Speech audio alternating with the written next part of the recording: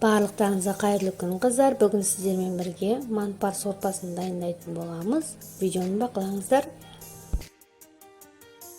Ең алдымен қызып тұрған майымыздың ішіне осындай қара кесек еттерімізді салып жақсылап қуырып аламыз.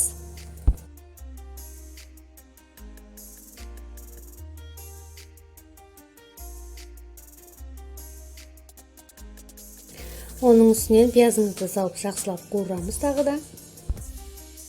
Пияздарымыз қызарғаннан кейін артынша осындай аскөктерімізді салып қуырамыз.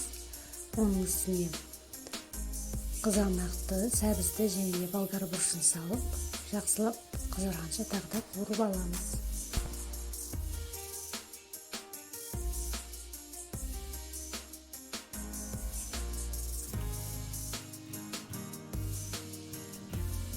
Енді біраз қасық томатымызды саламыз. Және тұздаймыз дәміне қарай. Кішкене қуырғаннан кейін үстіне су құйып сорпасын қайнатамыз. Енді сорпамыздың қамырын дайындайтын боламыз. Ол үшін салқын суымызға тұз араластырып, ұнымыздың үстіне құйып, қаттылау қамыр егеміз. Қамырымыз 10-15 минут егеннен соң осылай дөңгелек етіп жайып аламыз. Орташа қалыңдықта, қатты жұқа етіп жайып жібермейміз.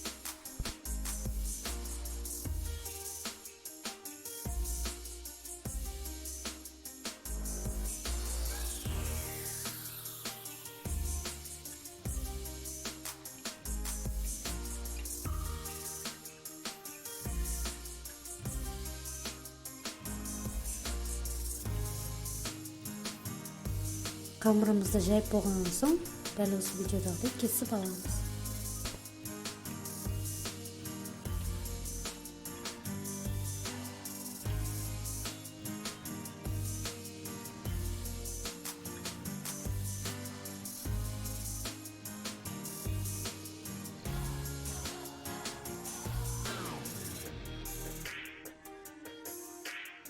Қайнап тұрған сорпамыздың ішіне салып, 15 минут бойы қайнатып аламыз.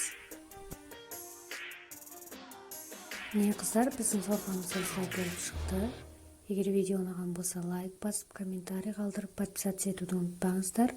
Барлықтарыңызға осы рецепт бойынша жасап көруге кеңес беремін. Барлықтарыңызға ас болсын.